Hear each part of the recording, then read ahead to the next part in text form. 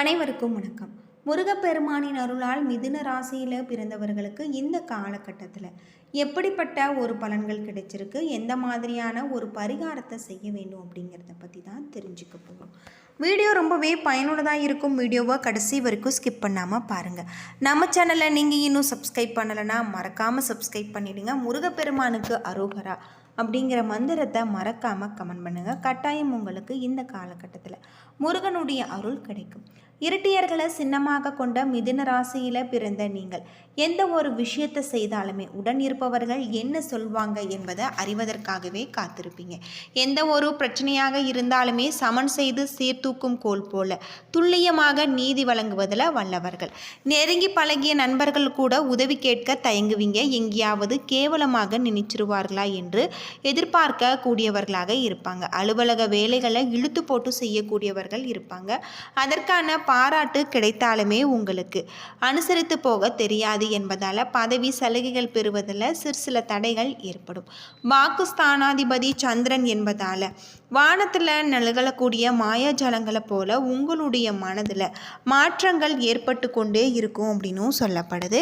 மூத்த சகோதரிகளிடம் பாசம் இருந்தாலுமே இளைய சகோதர ஸ்தானம் என்னும் 3ஆம் இடம் சூரியன் அதிபதியாக வருவதால் இளைய சகோதரர்களிடம் அதிக அன்பு காட்டக்கூடியவர்களாக இருப்பாங்க.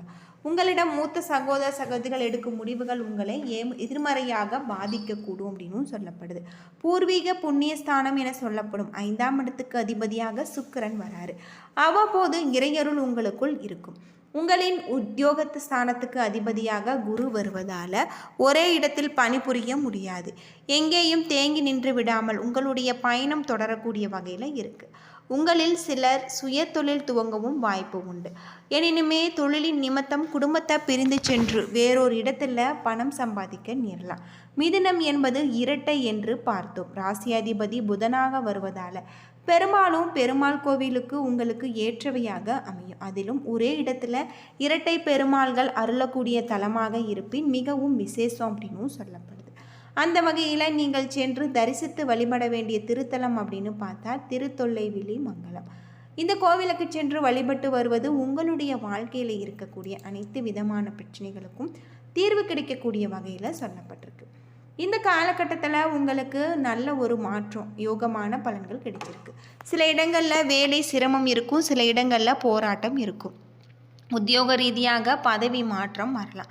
ஆனால் எதிர்பார்த்த ஒரு காரியம் உங்களுக்கு வெற்றியை பெற்றுத்தரக்கூடிய வகையில் சொல்லப்பட்டிருக்கு. இந்த காலகட்டத்தில் உத்தியோக ரீதியாக உங்களுக்கு சில சலுகைகளும் வரலாம். வியாபாரத்தில் விற்பனையும் லாபமும் அதிகரித்து உங்களுடைய வங்கி இருப்பு உயரலாம். புதிய முயற்சிகளில் தைரியமாக நீங்கள் ஈடுபடலாம். குடும்பத்தில் இருந்து வந்த மன கஷ்டம் நீங்கி சந்தோஷம் அதிகரிக்கும். பிள்ளைகளால் மன நிம்மதி மகிழ்ச்சி அதிகரிக்கும். எதிர்பார்த்த இடமாறுதல் ஏற்படுவதற்கு வாய்ப்பு உள்ளது. உயர் அதிகாரிகளுடைய பொறுமையை நீங்கள் கையாள வேண்டும். திறமைகளை வெளிப்படுத்தக்கூடியதாக இருக்குது. தொழிலில் சிறந்த ஒரு ஏற்ற நிலை காணப்படலாம். வியாபாரத்தில் வருமானம் பெருகக்கூடியதாகும். குடும்பத்தில் சில குழப்பமான மனக்குழப்பம் நீங்கி நிம்மதி கிடைச்சிருக்கு. பிள்ளைகளால் வெற்றிகரமான செயல்களை செய்து வந்து சேரக்கூடியதாக இருக்குது. குடும்ப தேவைகளை பூர்த்தி செய்து களைப்பு இல்லாமல் உழைக்க வேண்டும். பண வரவை மேம்படுத்த வேண்டும். கலைத்துறையில் புதிய வாய்ப்புகளை பெறுவீங்க. உங்களுடைய திறமைகளை வெளிப்படுத்தி நன்மை அடைவீங்க. புதிய முதலீடுகள்லையும் நீங்கள் தைரியமாக இருங்கலாம். சந்திரனுடைய இடப்பயிற்சி உங்களுக்கு சிறப்பும் பாதிப்பு கலந்த உங்களுக்கு நல்ல ஒரு பலன்களை கொண்டு வரும். புதன் 9ல் இருப்பதால் புதிய முயற்சிகளை புகுத்தி விரிவுபடுத்துவீங்க. பணம் கொடுக்கல் வாங்கல் விஷயத்தில் எச்சரிக்கையாக இருக்க வேண்டும். ஆசை வார்த்தைகள் உங்களுக்கு ஆபத்தை கொண்டு வந்து விடும். இந்த காலகட்டம் மிதுன ராசியில் பிறந்தவர்கள் தங்களுடைய தொழில், உத்தியோகம், வியாபாரம், குடும்பம் ஆகியவற்றின் வளர்ச்சிக்காக பாடுபட வேண்டிய ஒரு காலமாக இருக்குது. பண விஷயத்தில் மிகவும் கவனமாக நீங்கள் இருக்க வேண்டும். மேலும் பெரியோர்களுடைய ஆசை உங்களுக்கு கிடைச்சிருக்கு அப்படின்னே சொல்லலாம். தினமும் காலையில் வீட்டு பூஜை அறையில் தீபமேற்றி முருகப்பெருமானுக்குரிய மந்திரங்களை நீங்கள் மனதார உச்சரித்து வருவது உங்களுக்கு ரொம்பவும் நல்லது அப்படின்னு சொல்லலாம். அது மட்டும் இல்லாமல் இந்த காலகட்டத்தில் உங்களுக்கு சிறப்பான ஒரு மாற்றத்தை தரக்கூடிய ஒரு காலகட்டமாக தான் சொல்லப்பட்டிருக்கு. தொழிலில் இருக்கக்கூடிய அனைத்து விதமான பிரச்சனைகளுக்குமே தீர்வு கிடைக்கக்கூடிய வகையில் சொல்லப்பட்டிருக்கு. பொருளாதார நிலை திருப்திகரமாக இருக்கும். அனாவசிய செலவுகள் எதுவும் இருக்காது. உடல் ஆரோக்கியத்தில் மட்டுமே நீங்கள் கவனமாக இருக்க வேணும். பணியின் காரணமாக சிலருக்கு வெளியூர் பயணம் செல்ல வாய்ப்பு இருக்குது. கொடுக்கல் வாங்கல்ல கவனமாக இருக்க வேண்டும். எந்த காரணத்தை முன்னிட்டு கடன் வாங்குவதையும் தவிர்க்க வேண்டும். கணவன் மனைவிக்கிடையே கருத்து வேறுபாடு ஏற்படக்கூடும் என்பதால் ஒருவரை ஒருவர் அனுசரித்து செல்வது ரொம்பவும் நல்லது. அது மட்டும் இல்லாமல் அலுவலகத்தில் உங்களுடைய பணிகளில் கூடுதல் கவனம் தேவை. சக பணியாளர்கள் உங்களுக்கு எச்சரிக்கையாக இருக்க வேண்டும். அதிகாரிகளுடன் பேசும் பொழுது பதட்டம் வேண்டாம். சிலருக்கு எதிர்பார்த்த இடமாற்றம் ஏற்படக்கூடும். வியாபாரத்தில் லாபம் அதிகரிக்கும். சக வியாபாரிகளுடன் நீங்கள் நல்ல ஒரு போக்கு காணப்படலாம்.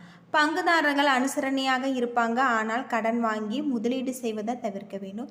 குடும்பத்தை நிர்வகிக்கக்கூடிய பெண்களுக்கு உற்சாகமான ஒரு காலகட்டம். உறவினர்களுடைய வருகை உங்களுக்கு மகிழ்ச்சி தரக்கூடிய வகையில் இருக்குது. அலுவலகத்தில் சக ஊழியர்களை அனுசரித்து நடந்து கொள்ள வேண்டியது இந்த காலகட்டத்தில் உங்களுக்கு ரொம்பவும் நல்லது அப்படின்னே சொல்லலாம். அது மட்டும் இல்லாமல் உங்களுடைய தொழிலில் நல்ல ஒரு மேன்மையான நிலையை நீங்கள் கொண்டு வரக்கூடிய வகையில் கிரக நிலைகளும் அமைஞ்சிருக்கு. இந்த காலகட்டத்தில் உங்களுக்கு வரவுக்கு ஏற்ற செலவு இருக்கும். விரும்பியது கிடைக்கும். அதே நேரத்தில் அதற்கான கூடுதலான முயற்சிகள் மேற்கொள்ள வேண்டும். மனதில் இருந்த கவலை அகலக்கூடியதாகவும் வாய்க்கு ருசியான உணவு கிடைச்சிருக்கு. உடல் ஆரோக்கியத்தில் கவனம் தேவை. சுப செலவுகள் ஏற்படக்கூடும். கூட்டுத்தொழிலில் உள்ளவர்களுக்கு இந்த காலகட்டத்தில் நல்ல ஒரு நன்மைகள் ஏற்படக்கூடிய வகையில் இருக்குது. உடன் இருப்பவர்களுடன் சேர்ந்து முன்னிருந்தே முன்னேற்றம் காண்பதில் நீங்கள் சித்தாந்தம் இருக்கும். ராசிக்கு 2ஆம் இடமான வாக்குஸ்தானத்துக்கு புதன் வருகிறார். எனவே எதையுமே சூட்சுமமாக புரிய வைப்பதில் நீங்கள் சாமர்த்தியம். உங்களுடைய எண்ணத்தை முகக்குறிப்பாலேயே எதிரில் உள்ளவர்கள் உணர்த்தி விடுவாங்க. அதே போன்று ரிஷபராசியில் பிறந்தவர்களுக்கு மிகப்பெரிய ஒரு மாற்றம் ஏற்படக்கூடிய வகையில் இருக்குது. அவ்வப்போது பழைய விஷயங்களை நீங்கள் அசை போடுவது உங்களுக்கு ரொம்பவும் பிடிக்கும் அப்படின்னு சொல்லப்படுது. உங்களுடைய ராசிக்கு 3ஆம் ஸ்தானமான முயற்சி ஸ்தானத்துக்கு அதிபதியாக சந்திரன் என்பதால் முயற்சி திருவினையாக்கும் என்றபடி முயற்சி செய்து முடித்து காட்டுவீங்க. சகோதரர்களிடம் அதிக அக்கறை காட்டுவீங்க. எல்லோருக்குமே பெற்ற அன்னையிடம் பாசம் உண்டு. ஆனால் நீங்களும் அதையும் தாண்டி அவரிடத்துல பெரும் பக்தி கொண்டிருக்கக்கூடியவர்களாக இருப்பீங்க. அவருக்கு ஒன்று என்றார் துடித்து போய் விடுவீங்க. தாயார் ஸ்தானத்தை குறிக்கும் சிம்ம ராசிக்கு சூரியன் அதிபதியாக இருப்பதால் உலகத்துக்கே ஒளி தரக்கூடிய சூரியன் போல உற்றார் உறவினர்கள் எல்லோரையும் நேசிக்கக்கூடியவர்கள். அவர்களை அனுசரித்து கொள்ளக்கூடியவர்கள். உங்களுக்கு மிகப்பெரிய பகைவர்கள் இருக்க மாட்டாங்க. அதற்காக எதிரிகளே இல்லை என்று நீங்கள் புலம்பாதீங்க. காரணம் உங்கள் பகைமை உங்களுக்குள்ளே இருக்கிறது. உங்களை பொறுத்தவரை உங்களுக்கு நீங்கள் தான் எதிரி. இந்த மாதிரியான குணங்களை கொண்ட ரிஷபராசியில் பிறந்தவர்களுக்கு முருகப்பெருமானின் அருளால் இந்த காலகட்டத்தில் எப்படிப்பட்ட ஒரு பலன்கள் கிடைச்சிருக்கு அப்படின்னு பார்த்தா, கோபம் உண்டானாலும் சமாளித்து விடுவீங்க. எடுத்த காரியம் உடனே முடியவில்லை என்றால் டென்ஷன் இருக்கும். எதிர்பார்த்த வீண் செலவு ஏற்படலாம். வீண் பழி வர வாய்ப்பு இருப்பதால் எதிலுமே கவனமாக இருக்க வேண்டும். உடல் ஆரோக்கியம் எச்சரிக்கையாக இருப்பது அவசியம். தொழில் வியாபாரம் நன்றாக இருக்குது. அரசு மூலம் நடக்க வேண்டிய காரியங்கள் உங்களுக்கு சாதகமாக முடியும். உத்தியோகத்தில் இருப்பவர்களுக்கு புத்தி சாதுரியத்துடன் நடந்து கொண்டு நன்மை அடைவீங்க. எதிர்பார்த்த பதவி உயர்வு கிடைக்கக்கூடும். அது மட்டும் இல்லாமல் உங்களுக்கு குடும்பத்தில் இதமான சூழ்நிலைகள் காணப்படலாம். புதிய வீடு கட்டுவது, பழைய வீடு புதுப்பிப்பது போன்ற பணிகளை தொடங்க முயற்சிப்பீங்க. கணவன் மனைவிக்கு இடையே மகிழ்ச்சி நிலவக்கூடியதாகவும் பெண்களுக்கு லாபம் ஏற்படக்கூடிய வகையில் உங்களுக்கு சொல்லப்பட்டிருக்கு. கலைத்துறையில் புதிய வாய்ப்புகள் ஏற்படலாம். அரசியல் துறையில் புதிய பொறுப்புகள் ஏற்படும். மாணவர்கள் கல்வியில் திறமை அதிகரிக்கக்கூடியதாகவும் உங்களுடைய செயல்களுக்கு பாராட்டு கிடைச்சிருக்கு அப்படின்னே சொல்லலாம். மனதில் தைரியம் கூடும். கார்த்திகை 2, 3, 4 பாதத்தில் பிறந்தவர்களுக்கு பண வரவுகளில் தடை ஏற்பட்டாலும் குடும்பத்தில் நெருக்கடி அதிகரிக்கலாம். கடன் வாங்க வேண்டிய ஒரு சூழ்நிலை ஏற்படும். எந்த ஒரு காரியத்திலுமே ஒரு முறைக்கு பல முறை சிந்தித்து செயல்படுவது நல்லது. பண விஷயங்களில் பிறரை நம்பி வாக்குறுதி கொடுப்பதை நீங்கள் தவிர்க்க வேண்டும். அது மட்டும் இல்லாமல் உங்களுக்கு இந்த காலகட்டத்தில் ரோகிணி நட்சத்திரத்தில் பிறந்தவர்களுக்கு இந்த காலகட்டம் முழுவதுமே உங்களுக்கு நல்ல ஒரு மாற்றம். மாணவர்கள் கல்வியில் முழு ஈடுபாட்டுடன் செயல்பட்டாலும் ஞாபக மறதி மந்த நிலை ஏற்படலாம். பெற்றோர் ஆசிரியர் அதிருப்திக்கு ஆளாக நேரலாம். தட்சிணாமூர்த்தி வழிபாடு செய்வது உங்களுக்கு நல்லதாக இருக்கும். மிருக சீரிசம் 1-2 பாதத்தில் பிறந்தவர்களுக்கு சோதனையான ஒரு காலம். எனவே பேச்சில் நிதானத்தை கடைபிடிப்பது நல்லது. மாணவர்கள் எதிலுமே சுறுசுறுப்பு இல்லாது இருப்பாங்க. பண வரவுகள் திருப்திகரமாக இருக்கு. எதிலுமே முன்னேற்றம் கொடுக்கும். கடன் பிரச்சனைகள் சற்று குறையக்கூடியதாக இருக்கு. என்ன நண்பர்களே, இந்த வீடியோ உங்களுக்கு பயனுள்ள ஒரு தகவலை தந்திருக்கும்னு நினைக்கிறேன். வீடியோ பிடிச்சிருந்தா லைக் பண்ணுங்கள், ஷேர் பண்ணுங்கள், கமெண்ட் பண்ணுங்கள். இதுபோல் தகவலை தெரிஞ்சிக்க நம்ம சேனலை மறக்காமல் சப்ஸ்கிரைப் பண்ணிவிடுங்க. நன்றி நண்பர்களே.